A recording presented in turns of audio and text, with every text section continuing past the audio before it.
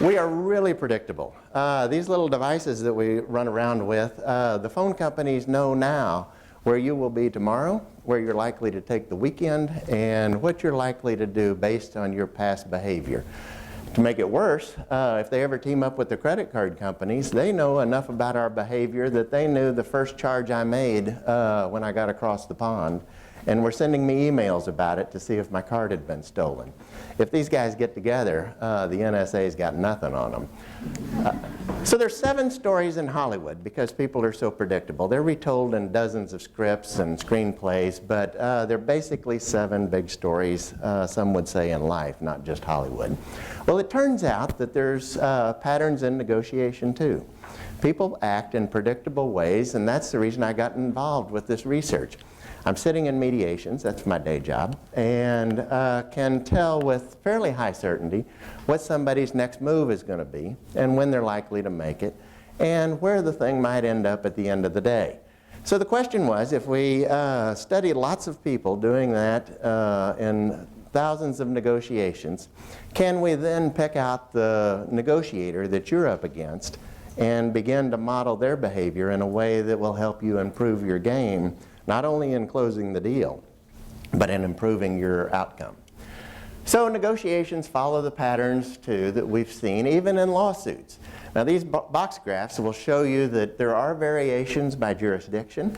People negotiate a little bit differently. I'm not going to tell you who the biggest bullshitters are, but there are people that will start off farther with bigger demands, and it also varies a little bit by case type. You obviously don't negotiate a personal injury case the same as you would a contract case, and it picks up for those variations.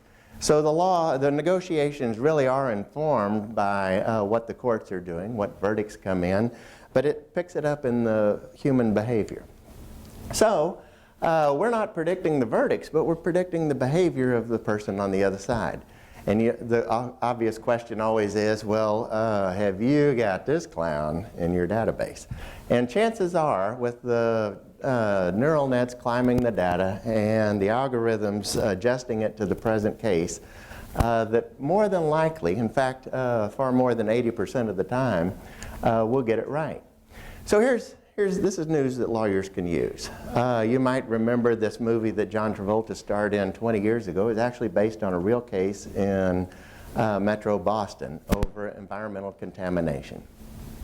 His internal case assessment, done with the bank that was financing it, done with his partners, done with his clients, was that the case was worth roughly $25 million.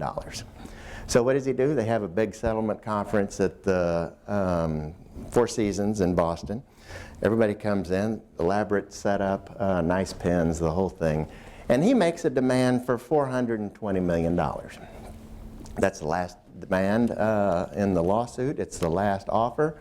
The movie depicts Jerome Fasher picking up the pen from the nice hotel and walking out the door after hearing the $420 million. 8 years later, he gets $8 million, which barely covers cost. It gets each of the families about $100,000. He goes personally bankrupt, as do his partners who had put up their house and everything else. And the question is, how do we avoid that and get to the result that he wanted in a data-informed way?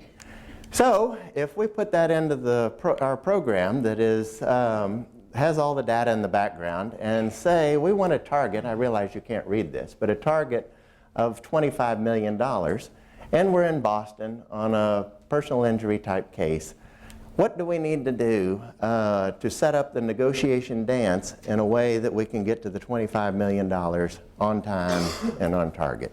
We know that negotiations expand to fit the space available, whether it's in Washington or anyone else, and they will do that. And so then the question is, should he have started closer to $94 million if he wanted to get to $25 million as opposed to the $420 that tanked the deal? Our research suggests yes. What have we done? We've gathered lots and lots of negotiation rounds in 2 dimensions. Dollars and time. Well, money and time.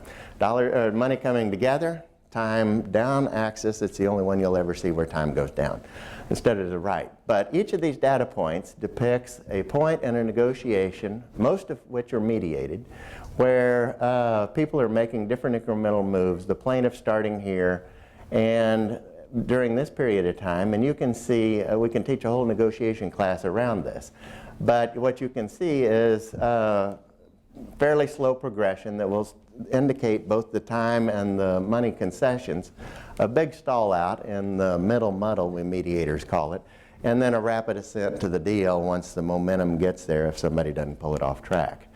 We've gathered data in the major U.S. litigation centers. It's what you would see in the satellite map from the moon. Where the lights are is where we have cases, but we even have some in remote jurisdictions, but mainly in the 100 litigation centers in the U.S. And we are collecting them overseas as well. The claim types match the litigation wheel, lots of employment, lots of personal injury, but also a statistically relevant number of patent cases, construction disputes, and other specialty claims. So what we do with the data is make probabilistic projections that look like hurricane projections. We take early data points, here there's only one move on each side, and probabilistically chart out what that might look like later on in the round. The cones are wide at the beginning because there's not as high a confidence in what the projection is. But you can see that where the darker colors in the graph start to overlap begins to inform what the outcome of the negotiation might be. With that, it's like, okay, well, that's helpful to know. If there's a hurricane coming, I like to know the information, but it only becomes actionable when I can do something about it. How does this particular negotiator improve their position and pull the dot over a little bit to the right if they're the plaintiff or a little bit to the left without blowing the deal? They know that if they pull it way over here, they're going to blow the deal. Same over here. But there's some probability that if I'm the plaintiff, I might be able to get it to over here, maybe even over to here without blowing the round. And what it does is then rejigger the concession pattern in both time and dollars to match the pace of play. So actionable intelligence, you can see on this one that they were meeting out the offers pretty quick. They come very close in time, so the program responds by offering or rendering more offers in the projected path. And the reason these splines they're mathematical splines that are derived by successful cases so that people can see how to get to point X without giving away too much of their money too early in the round and still get to where they need to get. So it optimizes the path based on most successful rounds in the database. So at this point, I'm going to be daring and try to actually play you a 90-second clip of the thing going through on steroids, picking the jurisdiction, the claim type, setting a target amount.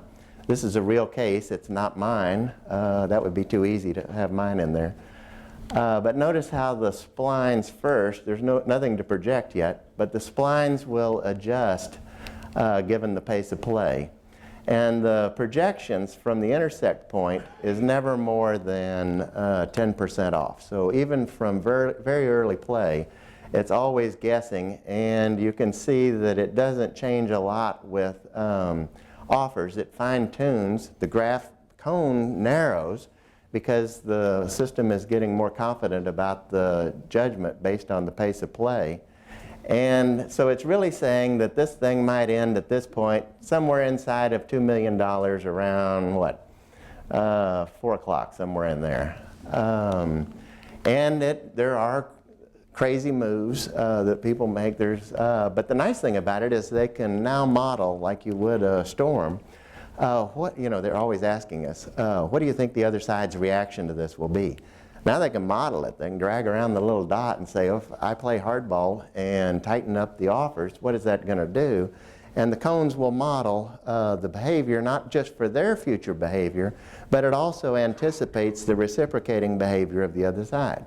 So we know that from game theory that if I negotiate and do one of these, the other side, either in the next round or the subsequent round, if I repeat the play in tit for tat, or tit-tat-tat as they call it, these are actually academic terms, will do. and we can project that out. I guess you don't want to see it again. So here's the competition. We've got the back of the envelope. Everybody knows how to negotiate. They can all outsmart the machine. They've got the calculator, but it's really effectively playing battleship, where one side has the wisdom of thousands and thousands of cases to model out future behavior, versus me doing it the old way with a scratch pad and a calculator, trying to figure out how to respond, and respond in a way that sends a message, telegraphs where I'm headed, but also doesn't shut down the negotiations too early in the round so that I blow it. So the net result of the sequence, the modeling, is to increase the settlement rate, because you can model in advance what the moves are likely to be and avoid the pitfall moves that send people to the elevators, and also to, by moving the actionable intelligence dot, to improve the position at the margins where you get closure, but you get closure at the best possible number for your side. So we reduce the frictional moves, increase the settlement rate, all for better outcomes. Have a case study coming soon from a general counsel who walked into a mediation, thought there was a 1% chance that the mediation would close with a deal. Walks out of it with a deal, and raving and ranting about how this didn't substitute for the well-honed intuition of the lawyer and the general counsel in this case, but essentially put a scope on the gun where they knew what direction they were headed, but wanted to increase the precision and draw on sort of the wisdom of the ages through big data to better hone their judgments. So that's where we are. Thank you for your time.